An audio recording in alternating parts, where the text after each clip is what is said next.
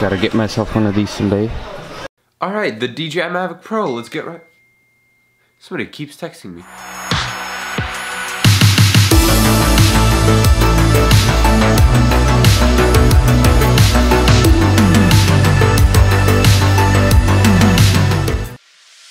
Funny how the story goes, little hope but bigger dreams. They try to bring a sucker down, singing louder than the crowd. Listen the rhythm, I'm feeling brand new. Here's the drone, here's the controller, this is just a bunch of cables, here's some propellers, and there it is unfolded. Alright, let's go fly.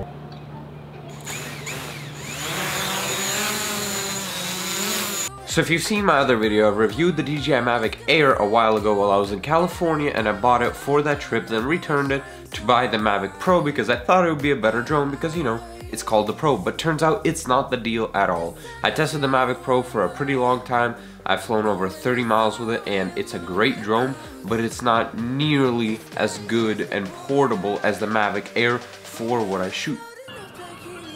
So my phone actually died during, like, mid-flight, and I had to steer the drone back purely looking at the distance and trying to figure out which direction to fly it to, but I was able to land it successfully, so that's a plus for DJI right there.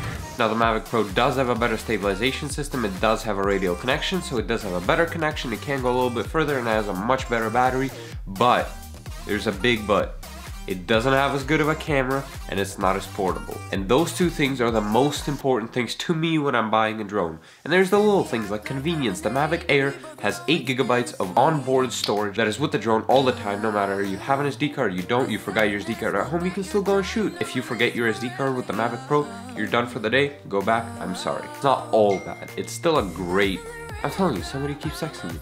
Now, I know I've said a lot of bad things about it, but it's not all bad. Some things are really, really good. Like, the design is great. The gimbal allows you to go sideways at a faster speed without actually tilting the frame, but it is much less durable upon impact compared to the Mavic AIR. So I know this is a pretty short review, but I'm sorry. I'm just gonna have to give this dub to the Mavic AIR because in my opinion, it's a much more advanced drone. The sensors are better, and it's $200 less. For those $200, get yourself 2 extra batteries and you'll be way ahead. And that's why it's so short, is because I really don't think there's a comparison. The Mavic AIR is just so much better. Alright, so thank you for watching my short little video on the Mavic Pro. I hope you enjoyed it, and I'll see you in the next one soon.